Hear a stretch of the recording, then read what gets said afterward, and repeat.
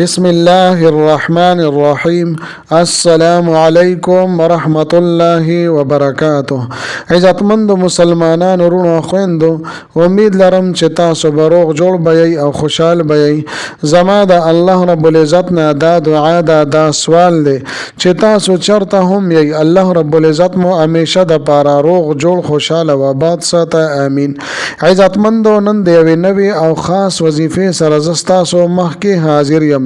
نن درته محترمو د جمعې مبارکې پرز یو ډیره طاقتوره او عظیم الشانه وظیفه بیانوم چې دا وظیفه د دې حیران کن کمالات او برکات په تاسو حیران کی. دومره اثر کون کی وظیفه ده چې د دې اثر به تاسو را رواني جمعې نه مخکې محسوس کړئ چې په ژوند کې مو قسمه حاجات وي، ناممکنه حاجات وي، د رشتې حواله سره وي، د کاروبار حواله سره وي، ژوند کې مو قسمه مقاصد وي. الله جل شانه به دغه حاجت کې په دغه مقاصدو کې کامیابی عطا فرمای کی. مال او دولت او رزق بے پناه به الله جل شانه در عطا کی او د مشکلاتو نه، د پریشانو نه، د غمونو او د تکلیفونو نه به الله جل شانه نجات عطا فرمای کی. ستاسو په زندګۍ کې به الله جل شانه امن راولي، سکون براولي او اطمینان براولي. د انسان د زندګۍ د لپاره امن ډیر ضروری دی چې کله امن وي نو بیا دا انسان زندگی ډیره خوشگوار او په امن او سکون سره تیری. زما عزتمندو، د ویډیو شروع کېدو نه مخکې تاسو ټولو ناظرین او سامعین په خدمت کې دا درخواست دی چې تاسو اسه هم ویډیو ګورئ، په اول ځل باندې مو زما د چینل وزټ کړی وي او دا چینل مله تر اوسه پورې سبسکرایب کړی نه، نو برای مهرباني دا چینل سبسکرایب کړئ. سبسکرایب سره خوا کې د ټلې والا نشان دی، دا تاسو کلیک کړئ او سلیکټ ډالئ د دې لپاره چې د هر راتلونکي ویډیو نوټیفیکیشن تاسو ته ملاويږي. ځکه چې زما عزتمندو، په دې چینل کې زه تاسو ته هر قسم مستند وظایف راوړم، هغه مستند وظایف چې ما ته خپل استادانو د غي اجازه راکړې ده. د دې نه علاوه زما عزتمندو، کچر تاسو تعویذونه پکار وي، تاسو نقوش پکار وي، نو ما سره زما په واتس اپ نمبر باندې تاسو رابطه کولی شئ. محترمو، کچر تاسو د جمعې مبارکه پروز باندې عظیم الشان وظیفه کول غواړي نو ویډیو اخیره پورې وګورئ او سکیپ کوئ. ما زما عزتمندو، دا وظیفه د جمعې مبارکه پرز ډیره خاص وظیفه ده، ډیره اثر کوونکی وظیفه ده. او د جمعې مبارکه پرز د مازیګر موز نه پس او د ماخام موز نه مخکې چې کم ټیم دی، په دې ټیم کې به تاسو دا وظیفه پوره توجه او دھیان سره کوئ. او دا تاسو ته معلومه ده چې د جمعې مبارکه پروز صدا سے خاص وخت چې څوک هم دغه وخت کې دعا وغواړي الله جل شانه هغه دعا رد کوي نه. د جمعې مبارکه پروز باندې دغه خاص وخت چې دغه په باره کې علما، بزرگان دین او اکابرین مختلف رائے هغوی پیش کړي دي، خو دغه وخت الله جل شانه متعین کړي نه دی، مقرر کړي نه دی. چاته هم د دغه وخت پته نشته چې دا وخت کوم یو دی. کچرته دغه وخت متعین کړی شوی چې دا فلانی وخت او په دغه کې دعا قبليږي، نو بیا به هر چا په هغه کې دعاګانې غوښتلې او داغې نه علاوه به نور عبادت نه کول، ذکر اذکار به نه کولې،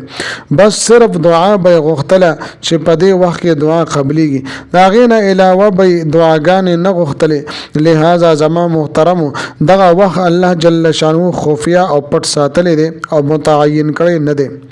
د دې لپاره چې زما د بندګانو ما سره یو تعلق او یو رشتہ د خالق او د مخلوق رشتہ قائم وي او د الله جل شانه په ذات باندې کامل یقین او بروسه قائم وي،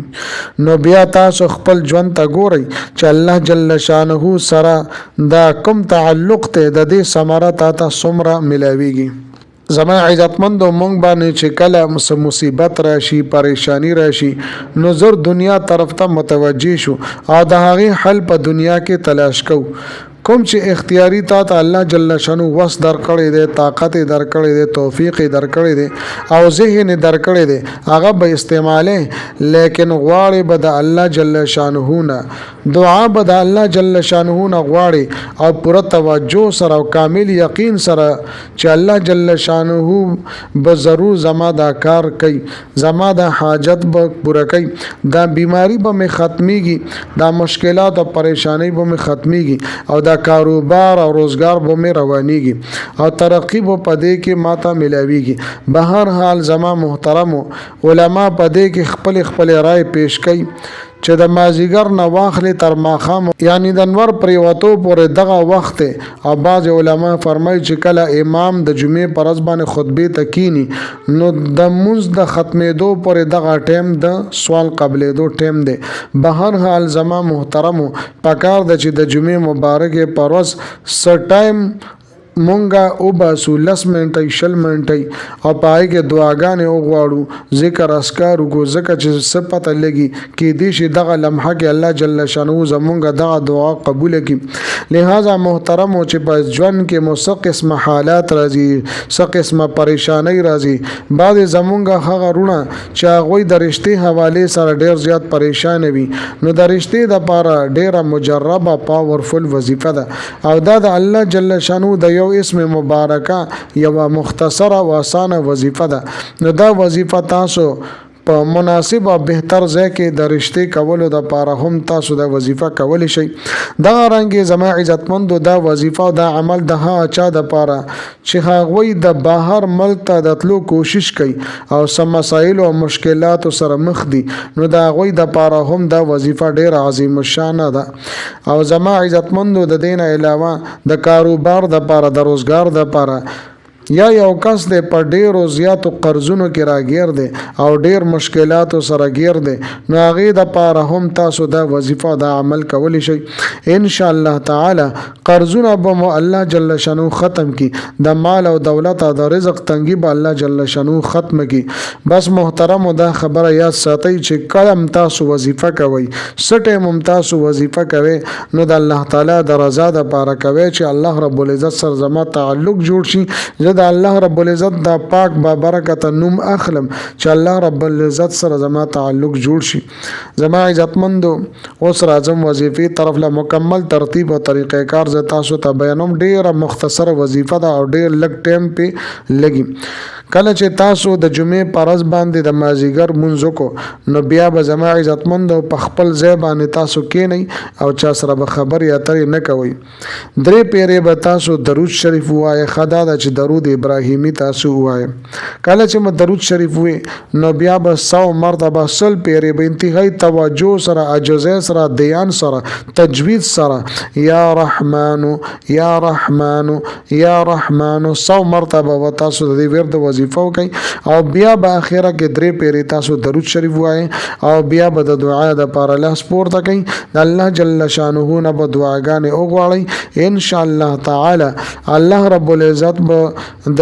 دې جمعې مبارکې په برکت سره د قیمتي ټیم په برکت سره د خپل نوم صفتی نوم په برکت سره به الله جل شانه تاسو هر قسم پریشانی تکالیف او مشکلات او مصائب به ختم کی دغه رنګ زما عزتمند تاسو مال او دولت د رزق تنگسیا د الله رب العزت تاسو غ تنگسیا ختم کی یا تاسو په قرضونو کې راګیری الله رب العزت په دستاسو د پاره د قرض د ختمولو د پاره اسباب مهیا کی او تاسو به دا غین نجات عمومي زما عزتمندو امید لرم چې دا ویډیو دا وظیفه تاسو ډیره زیاته خوښی وي که ویډیو مو خوښی ویډیو لایک کړئ چینل سبسکرایب کړئ ملاوي غم تاسو سره په بل ویډیو کې بل وظیفه سره تر هغه وخت پورې ماته اجازه راکړئ د الله په امان